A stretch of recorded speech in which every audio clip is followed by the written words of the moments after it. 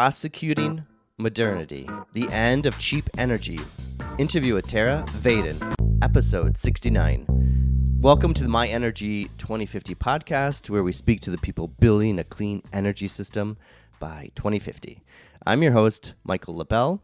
This week, we speak with Tere Vadén, a philosopher in the BIOS research unit in Helsinki.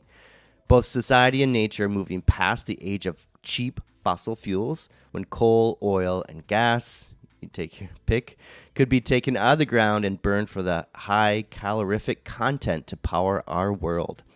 Now we have to contend with putting all that CO2 back into the atmosphere and the growing power of nature which threatens our climate.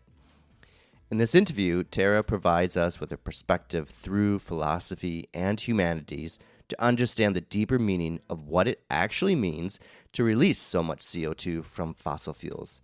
Humanity released the CO2 by assuming we had power over nature, but the sad fact is nature has the power over us.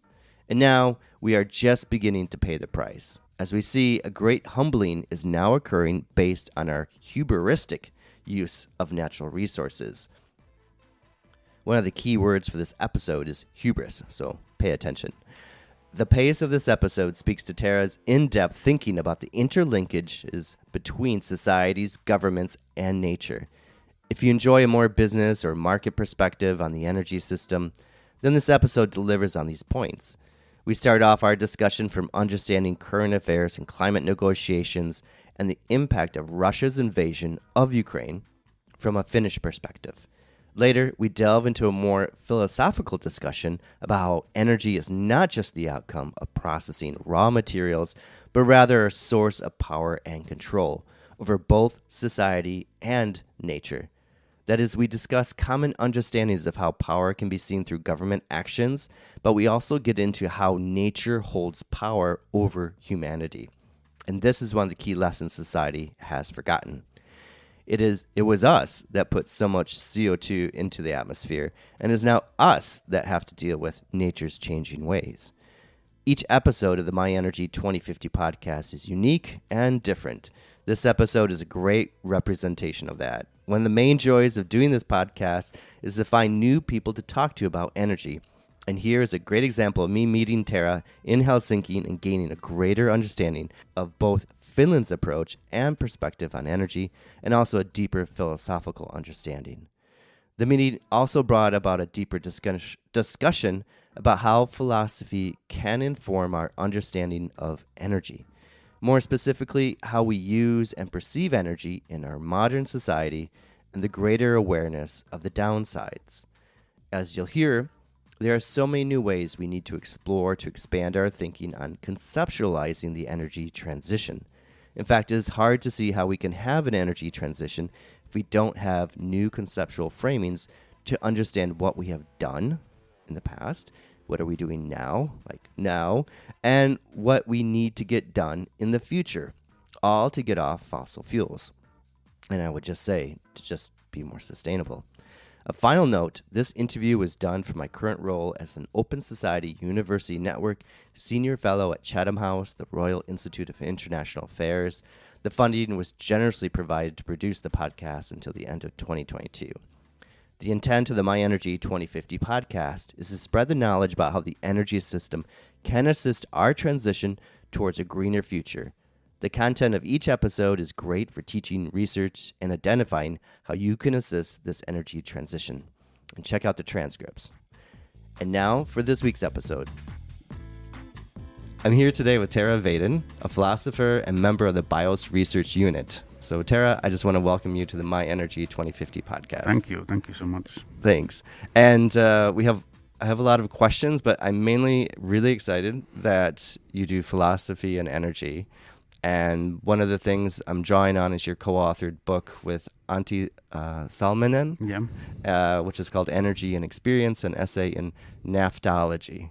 So I really want to get into some of the issues you raise in the book. But before we do that, I want to maybe ask about your background and how did you become interested first, I would say, in philosophy, and then second, how did you become interested in energy? Okay, yeah. So the story is, I've always been interested in many things. So studying philosophy was one way of delaying the decision of what I want to be when I grow up. So Okay. because in philosophy you can do pretty much or be interested in so many things. So that's why philosophy, and yeah, I did sort of philosophy of mind, philosophy of cognitive science. My dissertation was on the philosophy of AI, 96, 95, something like that. And I continued on that line, but then just by accident somehow, early 2000s, I happened to surf on peak oil sites, and I started reading about the idea of peak oil and the phenomenon of peak oil. And for years I just sort of like read about it and was so amazed. Why didn't anybody tell me about this? How is Uh-huh. it possible that there is this thing that we are so dependent on oil especially and the other fossil fuels, and nobody mentioned it anywhere, at least in my studies or in our studies, what we did. And then sort of out of that it sort of grew. First the sort of like philosophical, theoretical, conceptual zeitgeist thing, interest in oil and fossil fuels. And then well, we wrote that book and wrote some other stuff, and then now sort of it has turned more also to this kind of empirical side, that now in the BIOS research unit. So I concentrate a lot on the energy issues and resource issues that face Finland now with all the ecological and energy and whatever crisis, polycrisis that we are facing. Hmm. And for you, how does philosophy bring in like a different perspective? So you saw this gap, but what does it bring? What does it? How does it educate, or how does it expose new things in the energy system? Well, that's a really really good question. I think the sort of like the first thing that was amazing. So Antti, my co-author in that book that you mentioned. So we had a common hobby. We were shooting bows and arrows, and we started discussing about this peak oil question and so on. And the first sort of thing really there is that why is there's virtually no sort of philosopher that has said anything interesting about energy, and that is a symptom in itself. How is it possible that we are so reliant, or that especially this kind of modern high energy use lifestyle is so dependent on fossil fuels, and nobody has said anything about it? So that itself is a sort of like a thing, very interesting thing. And like any kind of sort of basic.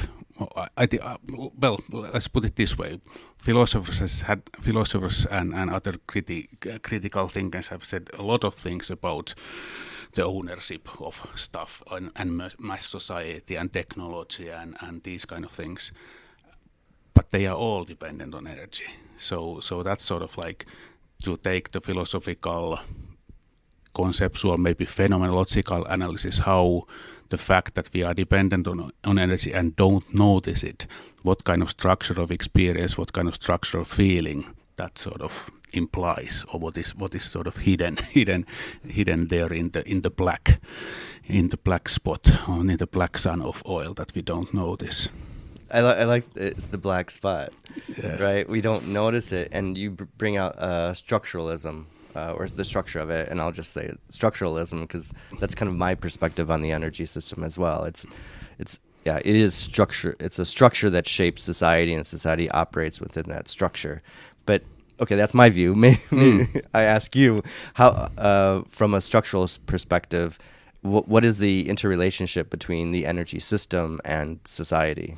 Well, the structure is quite sort of for me one of the crucial points when I started sort of understanding something, or at least got some insight, was when I was already like 10, 15 years ago, somewhere in social media. I was sort of trying to get people to sort of be aware or be angry about the fact that we are reliant on Russian oil and Russian gas that is mostly produced in areas in Siberia where there are also sort of Finno-Ugric people that we should sort of feel sympathy with, and they are produced under circumstances that are not so beneficial either for nature or for the people that are living there. So I wrote that, okay, did you know that today when you went to the gas station and filled up your tank, it was coming from Siberia, and then somebody just wrote underneath it that well, the car doesn't care where the oil comes from. And then I was like,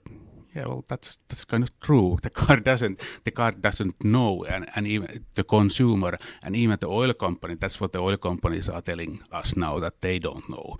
They can't know the source, which is of course partly a lie, but it's partly true that is so standardized, so homogenized, and the structures are built so that you don't have to know where the energy is coming from. That's a crucial part of the structure, that you don't have to know. Like for this room is heated somehow, but how do I know how it is heated? Where does the heat come from? Well, it's probably coming from burning wood now in the Helsinki central heating system. But anyhow, sort of the oil especially is this kind of thing that structurally we even sort of use a neologism in the book, sort of condistancing, that it sort of connects us by keeping distant. So my car use here in Finland is completely connected to Siberian oil fields in a way that keeps this distant, that I don't know this, that I can't even sort of know it, or I would have to use half of my life to find out what kind of oil went into my car yesterday. But do you think, so I really like this term co-distancing, because it's about it's so far, yeah, like you said, if it's in Siberia, which for anyone in the world, although you're closer to Siberia than most people, like, because Siberia is so far away, but still, this co-distancing, so it's so far away, it's remote, we don't worry about the environmental impact, or we don't see the environmental impact, we don't see the human impact, the social impact in those regions, and I think it's quite interesting then how you framed it in this Finnish way. This is I have to be careful. I don't want a Finnish a territory in Russia with Finnish people in it. I guess. Yeah, Finno-Ugric people. Finno-Ugric people. Yeah, okay. Yeah. And I'm Hungarian, so I'm also really concerned about the linguistic relatives. Yeah. Yes. Yeah. Yes. So, but so it's distant away. But do you think? And maybe I'm going to jump ahead to current issues, but then we'll go back again. But with climate change. And we can call it climate emergency, but certainly everyone's aware of global warming, climate change.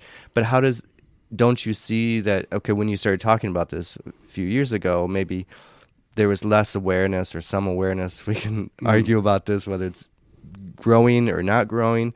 But we have climate change now, and this awareness of climate change and the impact of cutting the rainforest, for example. Do you think this co-distancing is maybe decreasing? Yeah, it's decreasing now, or we are sort of starting to notice what happened with all the burning.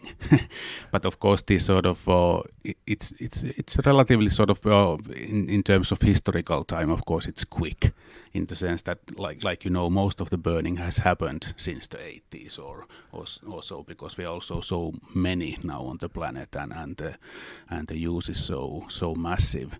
So now we start noticing it, even though, of course, in some sense, it is obvious. Already in the end of the 19th century, some scientists were calculating and saying that this kind of greenhouse effect is going to happen if we burn a lot of this stuff. And I think that's part of the sort of black spot or the blackness of oil, that it makes realizing and sort of actually acting on and understanding these phenomena hard. Like now we know that climate change is a sort of at least the civilization threatening sort of thing, and still we are sort of still is sort of hard to take on, and still it's hard to be conscious and act on it. And sort of like nanoplastics, I think the plastic thing is going to be probably even sort of bigger thing than climate change. Now it's already everywhere, and again that is something that you don't really need. Of course, it's good that we do scientific investigations about climate change and nanoplastic and so on. But if you just sort of use your common sense, it's clear that if you produce gigatons of stuff that it's not going to decompose, then it's going to be everywhere. Yeah, it's going to be everywhere. Yeah. But this maybe I go back to the oil question, because wouldn't it? But people know it's happening. Climate change, and it's done by fossil fuels.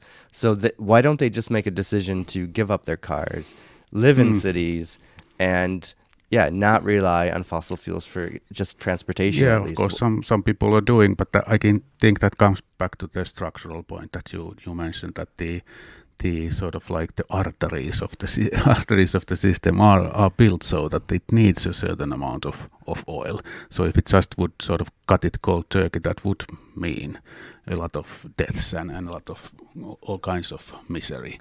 So that's about the metabolism. The system is built so that it doesn't run. That's also an interesting sort of semi-philosophical thing about fossil fuels and society, that society doesn't run on any energy. It needs specific types of energy, and now we see it with natural gas and Germany and Central European heating and industry. But in the case of oil, sort of all the cars need something liquid. they can't run on something solid or something gaseous or whatever. So there's a huge infrastructure that is built on particular types of energy carriers, like oil in this case. So even if you would have a lot of electricity, or even if you've had sort of in abstract terms the same amounts of kilowatt hours or whatever, it wouldn't fit with the system. And that's the sort of big thing that we have to do, sort of rebuild a huge amount of infrastructure to fit with other forms of energy production. For different energy. But and this is in the book too, and maybe you can expand on it, because you talk a lot about oil, like we have been talking a lot about oil, but before that there was coal, and then now we have gas. Maybe you could talk about why these fossil fuels are so important. How do I would say in power, in control, or the regime that's in place, and you bring out Timothy Mitchell's book as well. I think sort of the oil is in some sense the king. It's sort of it is best suited with the sort of capitalist hyper consumerist sort of society, in that it is produced in specific places that can be controlled in terms of sort of power and power politics and geopolitics, and it can be transported for long distances. It can be stored. Nothing happens to it when you store it. You can store it in huge amounts, which is more problematic again when it comes to gas. Now maybe with LNG we are coming to the point where we can store also gas, but that's sort of like the arteries, the spots where it is produced, and the arteries through which it is produced can be controlled and can be in few hands. Also something we sort of understand with Russia nowadays. Sort of the energy weapon. And like Timothy Mitchell points out, that sort of coal was different in the sense that still sort of at that point there were unions that controlled like coal mining and coal transport, like rail unions. And that sort of made it possible in the early 20th century to get these concessions for the workers by stopping coal production. But oil production has always been done in a sort of like segregated manner, in the sense that maybe sort of like manual workers in the oil fields, they are local, but then all the management is flown in, and there's already segregation on that level. And also in sort of, if it happens someplace that sort of workers start to own oil fields, then they are just killed. simply, and the oil fields are taken into sort of company custody again. So that's what has happened several times, not universally, but several times. So that sort of has been the mode of oil production for. So this goes along with like the multinational companies and their expertise going into a location. Yeah. But also sort of like nowadays, sort of the so-called eight sisters, the big multinationals. Of course, they are only maybe 10% of the international oil market, and the big companies are the national companies. So it's more like they are like sometimes it is said about Russia that it's a gas station with a state or gas station with the army. So that's the thing. The oil countries or Qatar now looking at what's happening there. So it's a big sort of fossil state. The single entity that sort of also masquerades as a sort of national state or. Okay, well, yeah, because it has oil, it has coal even, and gas as well, and so it's a fossil state, it's a fossil company in a sense, with a state, within a state, and with the army. So that comes also to this sort of like coal, oil, gas. They have different properties, even as fossil fuels, in sort of how they structure society or how society is structured around them. Like for gas, you need the pipelines, oil sort of easier to utilize through tankers and so on, and also gas and oil are somewhat interchangeable, but sort of different from coal. Yeah, could you expand on that? What is the role? Because gas now that we see with this crisis, and particularly I would say the general assumption, for example, Germany was that, they're switching away from fossil fuels and it's agreeing with the Energiewende. This is wonderful. But in reality, it's like, wait, they're really relying on gas. So is gas the new energy carrier that could be more dominant in the future, or there's also a role of oil? I hope it won't be, because if again we are sort of already so close to the limits on the carbon budget. So even though gas is somewhat cleaner to burn than oil and a lot cleaner than coal, but still it would produce too much in the climate sense. But I think one thing there is that sort of gas is needed not only for energy, but it is a raw material. It's a raw material stock for German chemical industry.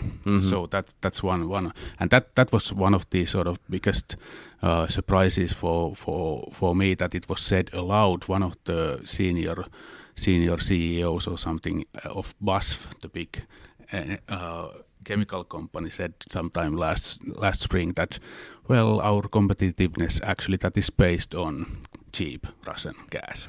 So he didn't say that it's based on our sort of exceptional skills and knowledge and tradition. He said that it's based on cheap gas, the raw material that they need. So that's one part of the sort of fertilizers, plastics. Those are made out of gas, not out of oil. Again, you could maybe do them out of oil, but there's a sort of one step more work and labor, so it's more expensive and so on. Yeah, so there come these sort of like the basically sort of coal, oil and gas are the same stuff, but nature has done some transformations for them so that they are different. Of course, we can do the transformations ourselves, but then there's an added step, an added cost, an added energy use. But in terms of, I would say, state and social relations, you have in the book there, for example, that Russia's still in control of the oil, right? Like Europe thinks it's free from this Russian influence or whatever. And how does the gas situation? I mean, now maybe we can shift a little bit to understanding the impact of Russia's war in Ukraine and the reaction of the European Union, we could say Western countries, against Russia and attempting to limit and cut off gas and oil exports and coal exports from Russia. What did the crisis and the reaction show about Europe's dependency on Russian fossil fuels? I think for many people who had followed the energy energy world and energy situation, it wasn't so surprising that that Russia will use the energy weapon. I remember already again in maybe it was 2006 or 2005 something. I read a report by a think tank that is close to German army, Wehrmacht, and they did a report on energy, and there was a sentence there already that said that okay, we have to tone down the criticism of the human rights situation in Russia because and so on and so forth. So it has been clear in that sense that there is this dependency, and there have been some people who have been sort of pointing that out and sort of criticizing that, and in that sense sort of it was obvious that Russia is going to use it in some way. Of course, how sort of how total and how sort of massive this, both the war in Ukraine itself and then the embargoes and counter embargoes or so on, how big they were, that's maybe surprising, but the fact that they are going to use it in some way, that was obvious, and in that sense sort of it is a little bit hard. Of course, I've read a lot about sort of what explains the naivety in Germany, for instance, and there are good reasons, but it's still hard to understand how it was possible. But doesn't this exposure then, isn't this good for moving away from fossil fuels, because it shows how hopefully yeah, but of course we are seeing things now like Germany doing a 25-year deal with Qatar on liquefied natural gas. Of course, it is also true. Like I was listening to one of the podcast sessions that you did with this. I don't remember his name. The French gas expert. Tere Vadén. Tere Vadén. Yeah. Yes. He was saying that it would be sort of like irresponsible now to just cut all fossil fuels. We did something before. We have enough wind and sun and so on. So maybe it is, and that's something that Finland is also doing together with Estonia, building LNG terminals and that sort of capacity. So yeah, probably we need it, but then the thing to take care of is that doesn't produce sort of like long-term path dependencies. Yes. So that we can then move away from the LNG.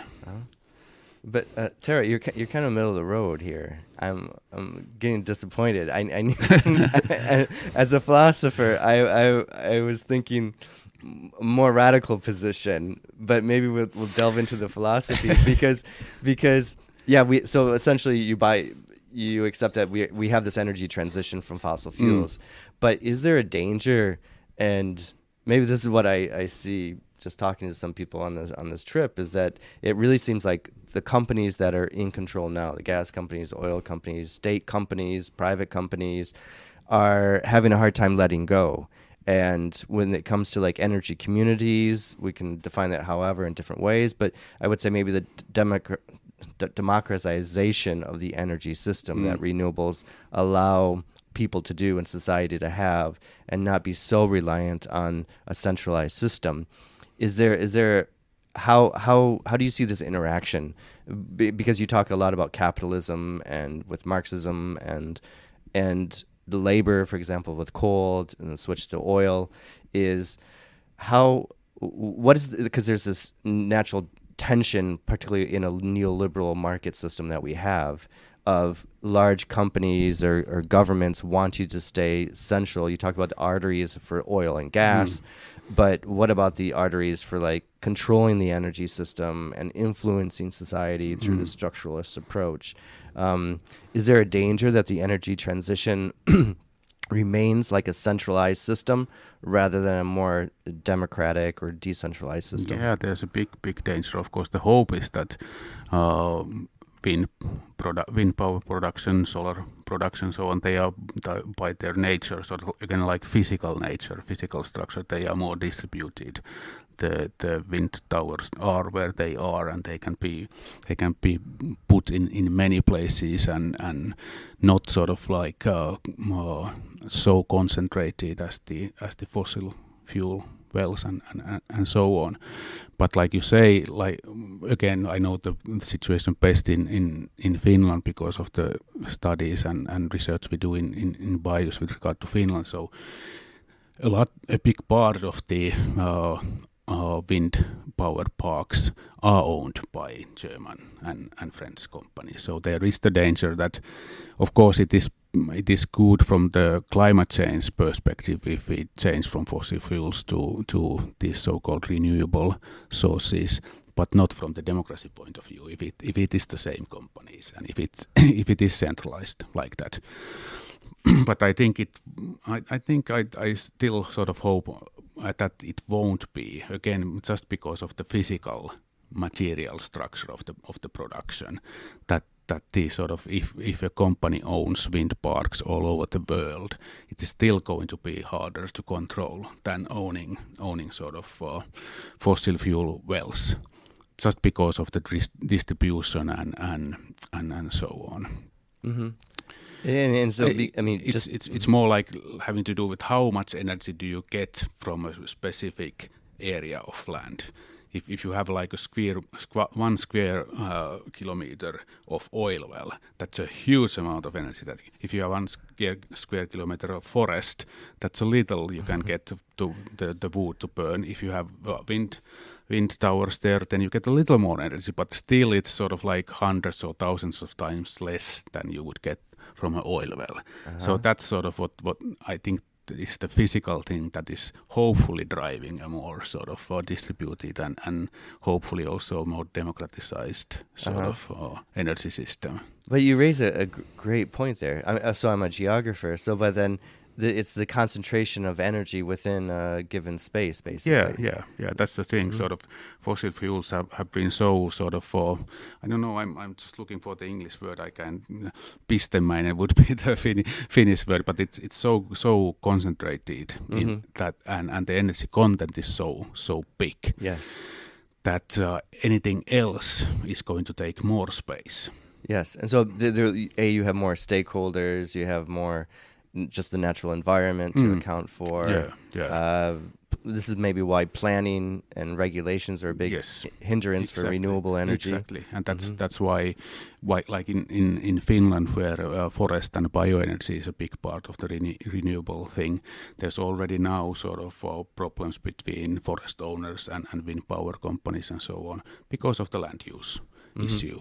Uh-huh. Land use is going to become a much bigger thing because of the energy transition. Mm-hmm.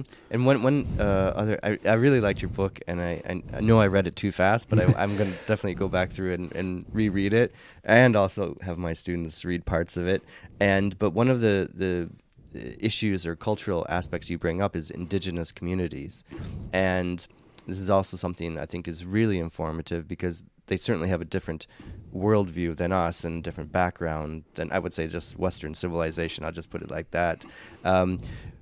And their connection to the land is much tighter, or historically it was much tighter. Yeah. And what can we learn, or how does a perspective that accounts for indigenous communities and their involvement in the energy system, how can that inform us going forward? Well, from the, again, sort of very abstract or sort of high level or sort of conceptual level of philosophy, I think think about it in terms of knowledge and skills.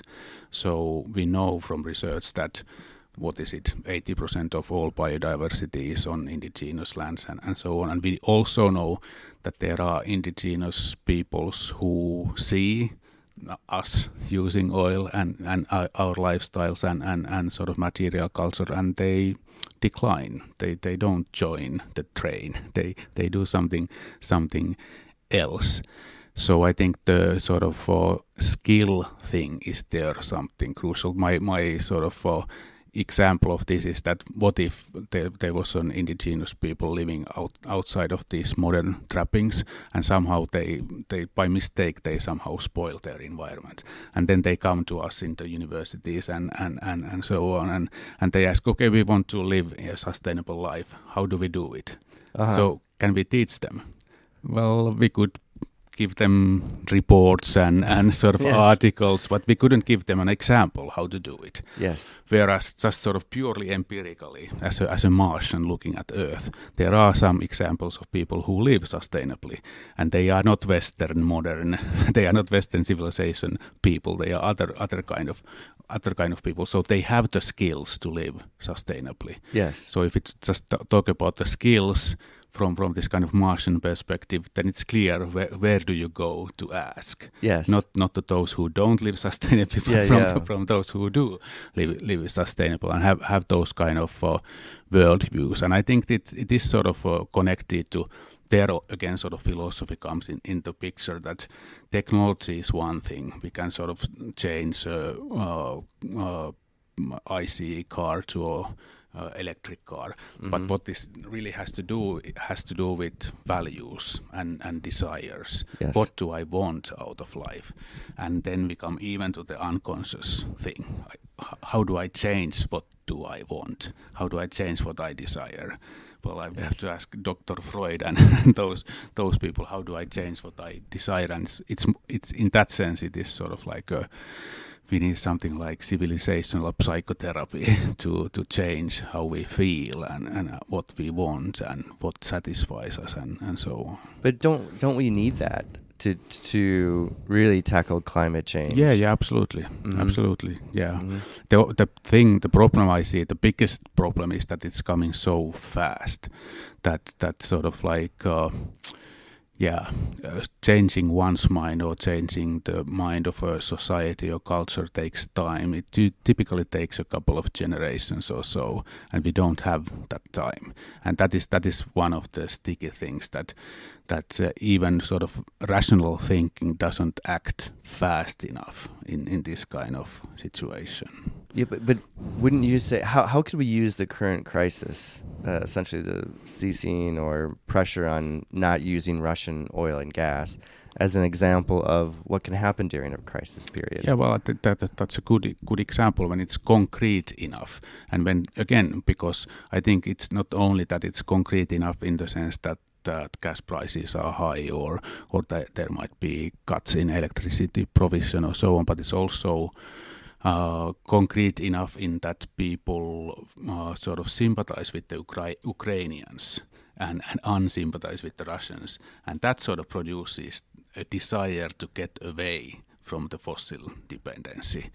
And that's sort of, again, sort of like deep enough to get the price signal and then also the sort of ethical signal of what happens when you are dependent on fossils. That might be enough to sort of drive this kind of transition. And push it. Yeah. And then what would be the, as a philosopher then, so what you bring to the table, and you have, because there's limited amount of, I would say, a philosophical perspective on the energy system. And how maybe this is something that you probably should go away and think about, okay? But if you had a research agenda for philosophy and energy, what would be some key areas to hit on that you feel are lacking, that philosophy can contribute towards understanding this energy transition more deeply? I think the sort of the thing about desires and wants, that would be one. How the sort of like how, because energy is a strange thing in the sense that even sort of physically energy, you can't touch energy. It's sort of like it's a quantitative thing that you can measure in very different places, but it's hard to say what energy in itself is.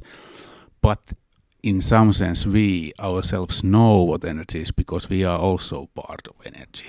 Sort of we know energy from the inside in some sense. So in that sense, what is the sort of connection of energy and good human life or even experience and consciousness and so on? That of course that goes to the Eastern philosophy quite quickly because they have studied that a lot. So that would be one thing, and then the other thing would be sort of like this. I think there's a lot of sort of interesting things to just think about societies and energy systems in terms of sort of like, well, the metabolism idea, sort of like just to compare them to animals, basically. Okay, and, yes. and sort of learn from these sort of kind of mutations and structural things that energy systems are comparable, in which energy systems are comparable to biological systems and so on. I think that's the level of complexity and sort of how to put it now, in sort of like synchronous changes that have to happen. Things have to happen in certain rhythms. When you change one thing, you have to change 10 others and so on. This kind of systemic or metabolic or whatever kind of view on energy and energy systems. Mm-hmm. And and for example, in your book, you write about is it naphtha gas or naphtha? That's naphtha gas. I'm not looking at my notes. Naphtha is the old Greek word for oil. That's why we use the word naphtha. As philosophers, you of course want to go to old Greek or Latin words. So. Okay, so but you have in there that this naphtha replaces God, or God dies with naphtha. Yeah. Maybe you can explain that, because I think that then talks about the rhythm of society and goes deeper. Yeah, I think it has to do with the thing that sort of since the late 19th century, first in some places in the world and then in many more places, we have used every decade or almost every year we have used more energy than the previous year, and that creates the kind of structural feeling of sort of acceleration of everything getting better year by year, of progress, of technological progress, medical progress, all kinds of progresses, and there's the sort of like the black sun of oil, in the sense that it had this sort of feeling of acceleration hasn't contained the understanding that it's dependent on fossil fuels. So if we can have all kinds of technology, but if we don't have energy, then nothing happens. And we have assigned praise or blame, if you look at from the critical perspective, to many things that actually don't carry the praise or blame. The praise or blame should go to the use of the energy. So I think that in that sense, when people sort of think that okay, technology is going to save us, or that we are very sort of, I think it's fair to say that contemporary sort of Western people think that we are most sophisticated in terms of knowledge and skills and so on. But if I just sort of cut the fossil fuels, then let's see how knowledgeable and how sophisticated we are. That we again give the sort of forget the material and emphasize the sort of immaterial, and concentrate too much on the sort of supposed immateriality. So we called naftism this phenomenon where people think that something is independent from nature, when in fact that very illusion of independence is dependent on the fact that there happen to be a huge amount of high quality hydrocarbons. So it's actually nature itself that is sort of feeding this illusion that we are independent of nature. And what's happening now is that slowly but then quickly this dependence is starting to reassert itself. The material connection is starting to reassert itself, and that's sort of where we have to then recalibrate also the ideas that we have about knowledge and our skills and technology and medicine and all those things. Like we begin to see it now because of climate change. Like climate change and also sort of the energy crisis. Okay. Yeah. I think the sort of peak point of energy use per capita is already maybe in the past. So when we move to solar and wind energy from fossil fuels, I think the energy use per capita is going to go down somewhat. Yes. And that already then changes again things. How much we are living almost like in a fog of war or fog of oil or fog of fossil fuels. Now we're living on the top of the world. The hand of humanity is the longest right now. Okay. Which means that many of the things that we see sort of like epiphenomena, not really real. They They are here just for a couple of decades, and they are going to go away. But maybe I go back to this invisibility of nature, and so in one sense we take from nature in the form of fossil fuels, and lots of ways we take from nature, but the way society is organized, I would say, with the professional, or with the industrialization of fossil fuels, basically. Go to the gas station, it's all very clean. The coal-powered plants are outside the cities, so you don't see it in the city. So somehow this energy conversion process is separated from our daily lives, or done in a clean manner, like inside the car engine, so we don't really notice it too much. But in fact, that's actually, we're borrowing from nature, because now we put so much CO2 into the air that it comes back in a different form in like less snow in Helsinki, as we were talking about, or we start to see the effects of climate change around us. And so now this use of fossil fuels isn't so invisible to us every day now, but rather it's directly affecting how we live. Yeah, we have put the energy, we have used a lot of the energy, and in a second book we call this sort of energy that now is coming back to bite us. We call it energy with the A in the beginning, sort of like there was energy did something that we thought that it could not do.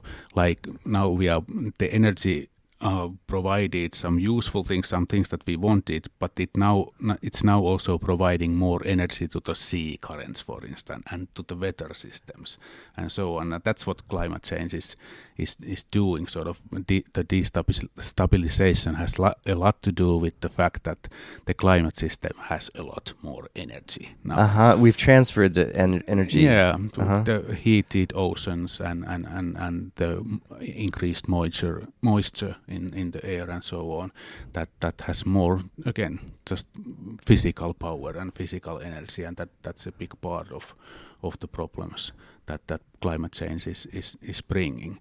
So the energy that we took from nature was sort of big enough to, in some sense, break nature, or break the sort of stable nature that we were used to for, 10,000 years or right, so. Right.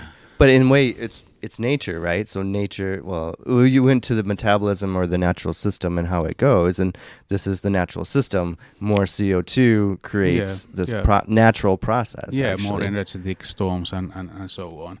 And again, there I think one important sort of perspective, maybe also sort of connected to some indigenous perspective, is that we are actually quite small. When nature starts to do stuff, then we are not so brilliant anymore. We are relatively small. And how do you maybe we get back to how people live in just the urban environment, because I think people are so disconnected from the natural world because they live in cities. Not everyone, of course, but maybe there's this urban-rural divide because of this, where those that live in cities are less aware of nature, or the role that nature plays in our lives, where those that are out in nature every day experience and have this connection to nature.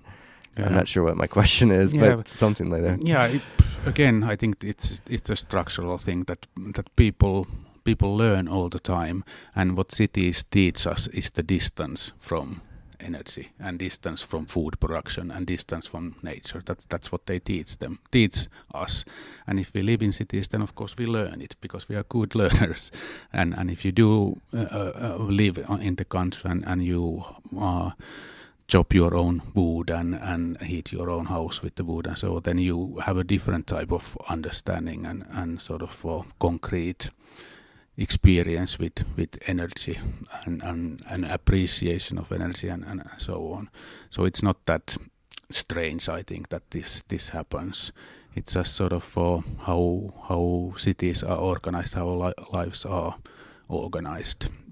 That sort of, again, coming back to the point that it's almost impossible for the consumer to know. Maybe plastic things are even sort of the best example, that plastic things, it's impossible to know where they come from, and it's impossible to know where they go to. Yeah. basically. And plastic comes from petroleum. Yeah, and natural gas, and sort of, and they are sort of almost like non-identical. These plastic things also, they are replaceable. They don't have uniqueness. You can't really get attached to them because they break down and you can't fix them and you throw them away. And so unlike, again, maybe a wooden thing or even a metal object, Yes. or whatever. So again, there's something of the blackness in plastic things, that they are not really here. They are sort of here, but not really. They have a temporality to them. Yeah, the temporality is very different, and they come from an obscure place and they go to an obscure place. And how do you? So I'm not very good at philosophers and their different positions and what they contribute. I haven't read that much, like with Heidegger that you use. I was just wondering, and so one of my questions is, could you maybe explain? Just maybe inform me. Well, actually, maybe the question is, because I'm ignorant of this, is why should I read Heidegger to understand energy? Well, maybe not even Heidegger. Heidegger actually has maybe a couple of lines where he talks about energy and work, but he's more sort of interested in technology. Actually, we say that, or we think that. I'm not using the royal we, but with Antti, we think that Heidegger is also makes this naftist mistake, because Heidegger says that modern technology sees everything as raw material. That is the modern understanding of being, like Heidegger says, that everything is raw material for something. Even I myself am raw material for my success or for my flourishing and so on. That's Heidegger's view. But that contains the naftist mistake, because of course material can be raw only in the eyes of energy. Only if you have energy and work, then you can do something to material, and then it is raw. And then so he also forgets that behind this technological society there's energy. But Heidegger is good in the way that he sort of describes he describes how this kind of modern understanding of being has developed historically and so on. But really sort of, it is strange that, there's Georges Bataille, is one French philosopher who wrote a lot about energy. Okay. Several books about energy. And he's interesting, but other than that, it's really hard to find modern philosophers who have written now. Of course, with the so-called energy humanities and so on, that is starting to happen a lot. Could you expand on energy humanities? Well, energy humanities sort of combines energy studies and then sort of classical humanities. You look at how energy is portrayed in literature. Yes. How painting, popular culture, whatever, sort of how you see actually the traces of the energy system in how people have written about, I don't know, marriage or life in the city or whatever. So energy humanities looks at those things, and also in sort of like you can analyze contemporary culture and contemporary cultural phenomenon from the perspective of how energy use is sort of prominent in them. And how have we gotten to this point now? Because I think there was a lot in my book. I bring in this German philosopher. I forgot his name now. I keep repeating it over. Anyways, but he talks about energy culture. So this is where I kind of draw on energy culture. And it seemed in the 1920s, 1930s, when there was a lot of this electrification coming out, motorization, the switch from horses for everything to the car, that energy was dramatically changing society and how society just culturally and just everything. And maybe we went through this period where we didn't realize it or perceive this role that energy plays. And now, but do you think that we're back at another point in time where we actually see and feel the impact that the energy system has on our daily lives. And this is why, for example, energy humanities comes about, or the term energy justice is so widely used nowadays. Yeah, I think increasingly so, and it's driven by this fact that the net energy that we gain, or the sort of energy per capita that we can use, is decreasing. So that makes it possible to start noticing those things. I think this sort of actually how we got here, the old Greek notion of hubris, that sort of fits almost sort of like too well to describe how this happened. Like when the classical Greek from the time of Aristotle and so on, the idea of hubris, it was not that it is an offense to gods. It was a sort of common criminal offense where you treated somebody or something not with the respect that they deserve, and if you did it, then you would go to court, and it was a sort of publicly prosecutable offense in Greece. And the idea is that sort of like you take a hubristic person takes pleasure in offending somebody or something by using too much force or energy or power to do something. So even something like suicide could be a hubristic deed, because you'd sort of leave the mess to the clearing up to other people and so on.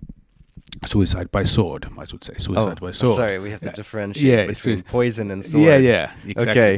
Because the mess, okay. because of the mess, and then the sort of non-respect to people who are left after you. But it's typically things like hitting something or rape or sexual violence of other types that are hubristic. And then the Greeks also say that it's very hard not to be hubristic if you are young, or if you are drunk, or if you are rich. and that's what fossil fuels sort of made for the civilization became rich and drunk, and in some sense, because of the acceleration, also young. This sort of valorization of being young that happened also in the same. So it's very hard to sort of pay attention. Why would you pay? Maybe I'm again now too soft or too sort of middle of the road, but it's hard not to be. Why would you pay attention to energy if you don't have to pay attention to energy? Yes, it's cheap. It's right? cheap. It's everywhere. We can use more of it. Like Timothy Mitchell said, that you can count on oil, not to count. That's the sort of like there's so much of it that you don't have to worry about it. The energy question is solved. Yes. Like in previous centuries, you had to work a lot and so on, but now it's solved. We can worry about other things. So of course that's in some sense natural that happens. But it's also, now we know, it's also hubristic in the sense that sort of we don't give, well, in this case, nature the sort of respect that it would deserve for the sort of one-time endowment of fossil fuels that happen to be there. And I think you can also see that there is also sort of almost like a willful glee in sort of winning over nature and overpowering nature. It's not just about survival. It's also sort of wanting to hurt and hit back at nature. But maybe let me draw this connection between the death of God, and the hubris, but maybe now we're coming to this time. I don't say a reckoning, but maybe a de-hubris period where it's not unlimited anymore. Yeah. So we actually do have to count how much oil we have and fossil fuels we have. Yeah, and like some people call it the great humbling or something like that. I think that's a good expression for that. And then the Greek solution, or the Greek, what's the opposite of hubris, is called sophrosyne, which is traditionally it's translated as prudence or sufficiency or meekness or those kind of things, but it really sort of means having good lungs, having good breath, having a whole sort of being whole in the sense of not being broken and being whole in a sort of circular way that takes also in the sort of others.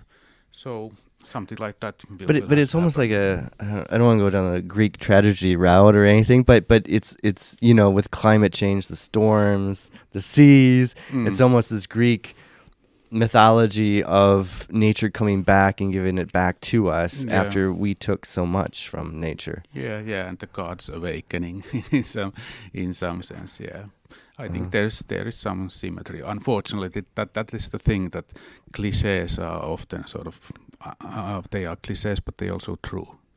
Yes. Yeah. Right. This is why these Greek tragedies or Greek stories have lived on lived on for so long, because they describe the situation, the human nature, and interactions basically. Yeah. So it was the fossil fuels were too good in some sense.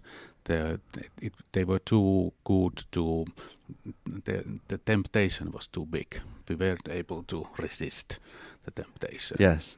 And now we have to moderate ourselves. We have to pull back. Yeah. And say we're not going to be using so much anymore. Yeah, exactly. I think that's also one big thing with regard to the energy transition and the technological issues and hydrogen economies and all that the main thing is to cut back tens of percents of energy use. Yeah. That's the only possibility. It's a huge amount. Really, yeah. Mm-hmm. And I just have a few more questions to finish up. And one is the area of justice. So the topic of energy justice is out there. And I'm not sure if you've written on it or not, but do you have a perspective on the role that energy justice plays within the energy system? Or well, there is no justice. That's the role. I think it's sort of like it's even sort of painful to think about sort of the situation, how it has been or how it is now that Europe wants the LNG, then that means that Bangladesh is without electricity because Europe buys the LNG from the international markets and so on. There is no justice there, or the effects of climate change. Or really like this saying used to be, that how has it happened that our oil is under their sand, or in Finland our oil is under their tundra, or whatever. So there hasn't been any justice, and of course there should be. Yes, but do you think? Then maybe I want to put it in maybe current policy context, because this term energy justice is so big, right? It's an EU terminology. We have a just transition fund, all this stuff. So do you see the efforts in the EU of making a just transition as possible, or does injustice still just keep going? It's possible, and of course some of the things that have happened are sort of like marginal steps to the right direction, like helping coal miners to find other employment and so on. So that's good. But again, sort of like from the bigger perspective, they are still, of course, marginal steps. But maybe that doesn't mean that we shouldn't try to make the marginal steps, but they are marginal. Mm-hmm. And sort of in that respect also the Green Deal things, sort of there's a lot of good marginal steps there. Then there are some steps to the wrong direction, and then a lot of indifferent stuff. So it's it's a mixed bag. Mm-hmm. It almost comes full circle to what we talked about at the very beginning in your interest, the Finno-Ugric region or people in Russia then, and how they're living through this we call oil landscape then, and the protection of nature. Then do you think then we're putting too much emphasis on society rather than the environment and nature, or how? I guess it goes together, but how do you separate that? I see it very much sort of like together. It's sort of almost impossible to sort of, again, that's sort of like the animal perspective or metabolic perspective to this, that they are coupled. society is always sort of dependent and coupled on environment and nature, and when it is like this, like it is now, that it sort of takes more than it gives back, then of course then it's unsustainable. It's going to change, and I think that comes back to the problem of speed, that in some sense we know what to do, and in some sense some people are already doing it, but it would have to happen so fast that it is hard to. The environment will take care of itself, of course. Mm-hmm. The planet is going to be fine. Life is going to be fine. The problem is for societies. Yes. Yeah, and they're also sort of like between different societies. It's just sort of like, it's just so unjust or unjust that few societies have used so much of the energy and raw materials. I think not only current sort of populations, non-Western populations, but also future populations are going to be pretty angry about what we did for the hydrocarbons, because they are good stuff. Yes. And burning is the last thing you should do with them. Well, this is the big debate around the COPs, basically, is through the Western countries transfer money, for example, or pay for restitution for past practices. But the intergenerational aspect of it is even more important. Yeah, absolutely. Say. Yeah. Good. Tere, okay, we're at 1 hour, so I don't want to take up more of your time, but thank you so much. This was an excellent discussion. Thank you. This was great fun. Thank you. Okay. Thank you for joining us for this episode. We produced the My Energy 2050 podcast to learn about cutting-edge research and the people building our clean energy system. If you enjoyed this episode or any episode, please share it. And remember, each episode is equivalent to consuming 10 journal articles, 1 book, and 500 charts on how to implement the energy transition. And you get it all in less, usually, than 60 minutes for each podcast. Guaranteed. I can actually say no other podcast makes this guarantee. The more we spread our message of the ease of an energy transition, the faster we can make the transition. You can follow us on LinkedIn, where we are most active, on the My Energy 2050 page, or on Twitter and Facebook. I'm your host, Michael LaBelle. Thank you for listening to this week's episode.